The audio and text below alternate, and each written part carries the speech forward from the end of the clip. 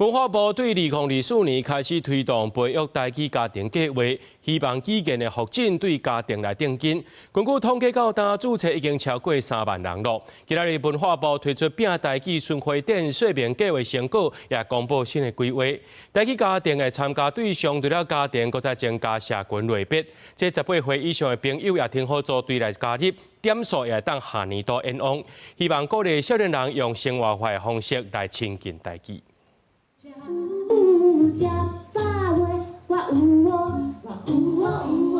食飽未，定定是台語對人表達關心的話。為着要發展台語，對家庭開始講台語，文化部自2024年推動培育台語家庭計劃，到今註冊超過3萬人。有台語家庭肯定計劃實行以後，有愈濟會當接觸台語的活動，嘛希望愛有長期的制度支持。家庭當然是這個語言傳承的起點，過來社群愛互遮的人找到伴，袂孤單。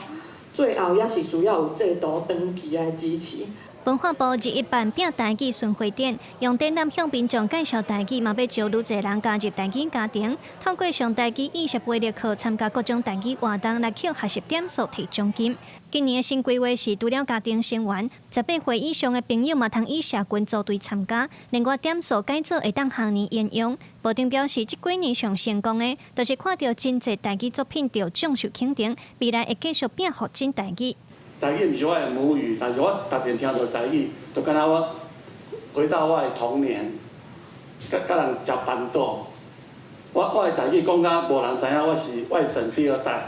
雖然咱即馬要推動迄個台語家庭，就是安尼慢慢恢復。其實台語家庭計劃嘛是國家語言發展整體方案的一部分。台語團體指出，今年就是方案的最後一年，因呼籲文化部愛趕緊公布新的規劃，嘛就推出中長期計劃。國家語言整體發展方案的這種短期的計劃，其實阮是佫較望短期以外，中期、長期嘛會當，就是有一個專盤的規劃，愛用佫較濟的這個資源心力去投入佇個推動甲落實。若拼台語巡迴展辦佇台北松山文創園區，有活動遊戲、情景體驗，嘛有辦講座、台語講故事甲音樂劇。後續也會佇台中和未來世代冊展展出，希望鼓勵少年人用生活化方式來親近台語。記者盧尚珠、曾春瑤台北報道。